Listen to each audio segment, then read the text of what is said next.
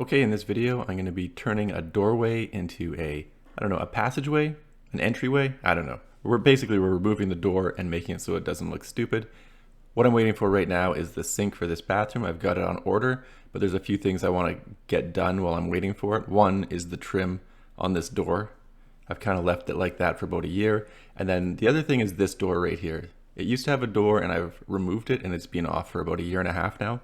And it was the doorway to our laundry room. You can see there's a garage door, there's a bathroom door. If you look to the right there, there's another door to get outside. So I found that there was just too many doors. And the other thing I found is new washers and dryers are not as noisy as old washers and dryers. So even without the door here, I don't find it particularly loud. So I'm gonna take off the hardware and I'm gonna take off some of the trim and stuff, fix up the wood a little bit, and then remove the old trim work as well and put down some new stuff.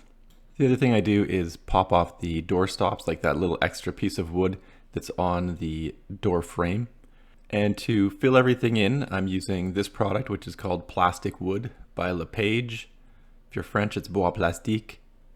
And it is made out of wood fibers. I find this is a really good product. It dries fast, just like it says. It is paintable, stainable, and it sets up extremely hard. So after removing the door hardware and the little piece of wood, that door stop strip, I'm really just getting into the first coat on the plastic wood.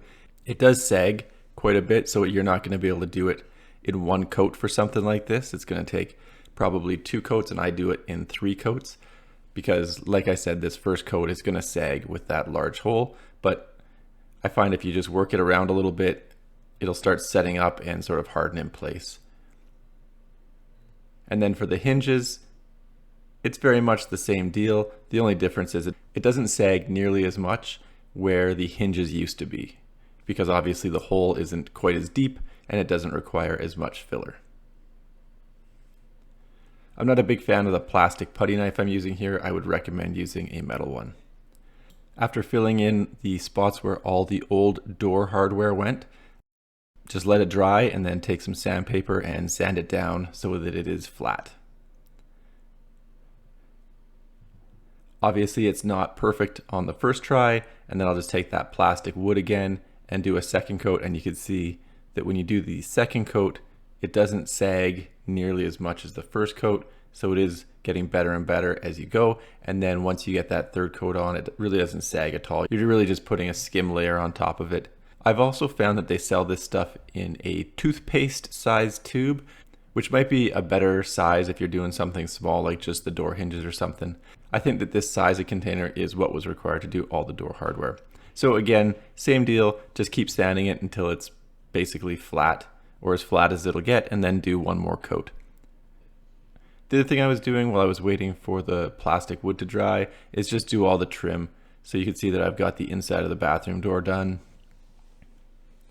and the outside of the bathroom door done. So after doing 3 coats on the plastic wood, I then took an electric sander to the door frame and just sanded it right down. I was gonna avoid doing that because obviously it makes a big mess, but I found that the old paint was very difficult to get off, and actually the old paint made everything look kind of ugly because it was all chipped up and it wasn't a very good paint job. They had a lot of runs and stuff in it. So now it's smooth and flat all the way around. For painting, I'm using a small Purdy's brush.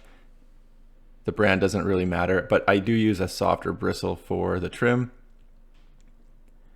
And then my preferred paint for trim is now this Sherwin-Williams paint, which the type of paint is, I guess, their Emerald line, and it's a urethane trim enamel. I used to use Benjamin Moore, but after using this Sherwin-Williams, I do sort of like this stuff better. This color is not a pure white. I think it's called like Dove White or something like that. So it's got more of a creaminess to it than a strict Snow White kind of pure white. Painting the trim and jambs is, I find it a little time consuming and tedious, but it is pretty easy.